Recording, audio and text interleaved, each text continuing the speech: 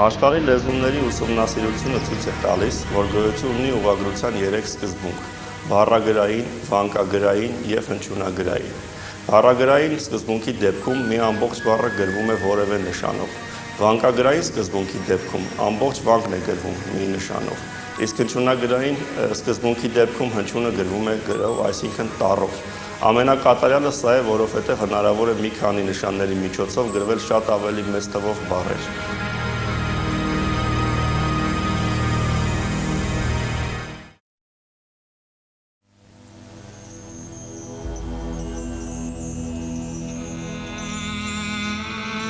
Ուղղագրության առաջին սկզբունքները մշակել է դեռևս Մեսրոպ Մաշտոցը։ Հիմնականում այն ժամանակ ընդունված էր հետևյալ սկզբունքը՝ գրել այնպես, ինչպես խոսում ենք, և խոսել այնպես, ինչպես գրում ենք։ Ամենաէական կանոնը, որ հաստատվել էր այն ժամանակ, գաղտնավանկի «ը»-ի հետ էր կապվում։ «ն» ինչպես այժմ, այնպես էլ այն ժամանակ չէր գրվում։ Եվ, ինչպես հայտնի է, չկային նաև մեծատառեր։ Բառերը գրվում են իրար կպած, որովհետև մագաղաթը անհրաժեշտ էր խնայել։ Սակայն ժամանակի ընթացքում լեզուն զարգացավ և հեռացավ գրավոր խոսքից։ Մինչև 12-րդ դարը տեղի ունեցան բազմաթիվ անկանոնություններ, որովհետև արտասանությունը հեռու էր գրությունից։ Պահպանվել են տարբեր շեղումներ, ասենք թուական գրվում էր և թվական, և այլ ուղղագրական շեղումներ, որոնք ցույց են տալիս, որ արտասանությունը բավականին հեռացել էր։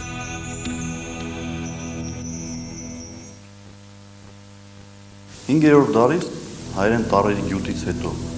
մեր տառատեսակները անցել են զարգացման տարբեր աստիճաններ, այսինքն միևնույն տառատեսակը չի, որ գրվում էր և գործածվում էր ինչպես 5-րդ դարում, այնպես էլ միջնադարում կամ այսօր։ Ըստ այդմ բանասիրության մեջ և առհասարակ մեջ առանձնացվում են մեր տառատեսակների զարգացման մի քանի փուլեր։ Առաջինը երկաթագիր տառատեսակն է, Մաշտոցյան շրջանից հիմնադրված տառատեսակը, իր մի քանի առանձնահատկությամբ, ընդ որում կարևոր է առանձնացնել այս իմաստով տառատեսակները ևս, որովհետև նրանք նույնպես խիստ կապված են ուղղագրական կանոնների հետ։ Յուրաքանչյուր պատմական նոր շրջանում երևացող տառատեսակ իր հետ բերում էր ուղղագրական ինչ-ինչ կանոնների ամբողջություն։ Այսպես ուրեմն երկաթագրերը, որ ունեցան զարգացման նույնպես մի քանի միջին երկաթագիր, ուղղանկյուն երկաթագիր և այլն, ընդ որում սկզբնական շրջանում երկաթագիր տառերը շատ ավելի մեծ էին, հետագայում նրանք սկսեցին փոքրանալ, բնականաբար նույնպես, ինչպես ասվեց, տարածքը մագաղաթի և քարի վրա խնայելու համար։ Երկաթագիրը նախնական շրջանում նախ ուներ միայն մեծատառ գրություն, չուներ բառանջատ դադարներ,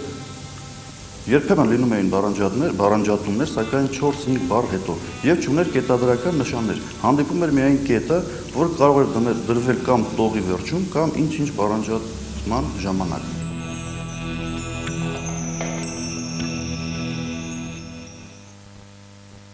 Ի վերջո 12-րդ դարում, երբ արդեն հաստատված էր միջին հայերենը, չնայած գրավոր լեզուն դեռևս մնում էր գրափարը, սակայն ակնհայտ էր հակասությունը և տեղի ունեցավ հայերենի ուղղագրական առաջին բարեփոխումը։ Դրա վերաբերյալ մեզ հասել է մի ձեռագիր Արիստակես գրիչի կողմից գրված, որը հանգամանորեն ներկայացնում է այն սկզբունքները, որը երևի թե ինքն է մշակել կամ օգտվել է ժամանակին գործող օրենքներից։ Սակայն պետք է նշել, որ այդ ուղղագրությունը մեծ տարածում չունեցավ, չնայած նա բարեփոխումները բավականին հաջող էին, սակայն երևի թե ոչ մեծ տարածման պատճառով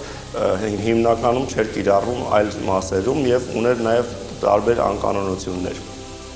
Այդ բարեփոխումը պայմանավորված էր նաև նրանով, որ 12-րդ դարում բավականին մեծ թափ ստացավ ձեռագրերի արտագրությունը և ընդօրինակությունը։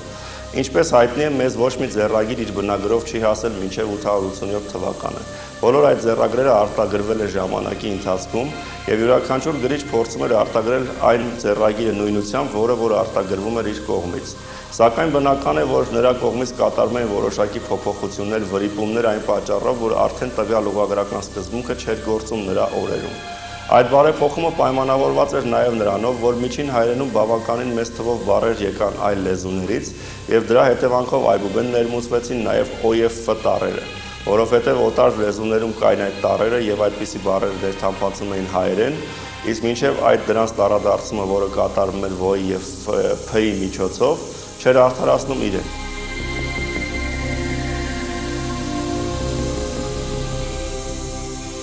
Հաջորդ տառատեսակը ընդհանուր գծերով այսպես, որովհետև տառատեսակների միջև լինում են նաև անցումային տեսակներ։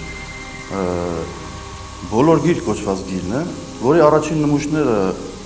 երևացին 10-11-րդ դարերից, սակայն համընդհանուր կիրառություն ստացան 12-րդ դարում։ Այստեղ է, որ կիրառություն ստացան եւ օ եւ ֆ տառերը, բնականաբար շատ ավելի տարածված միջին հայերենյան, կիլիկյան հայկական միջավայրերում։ Բոլորագրի մեջ առաջ մտցվեցին արդեն փոքրատառ հայերեն տառերը, առաջացան կետադրական նշաններ եւ բառանջատ դադարներ։ Պետք է ասել, որ մեր մագաղաթյա առասարակ ձեռագրական արվեստի մեջ այս տարատեսակը խիստ գեղագիտական զարգացվածության հասավ, հատկապես կիլիկյան մանրանկարչության ձեռագրական դպրոցում։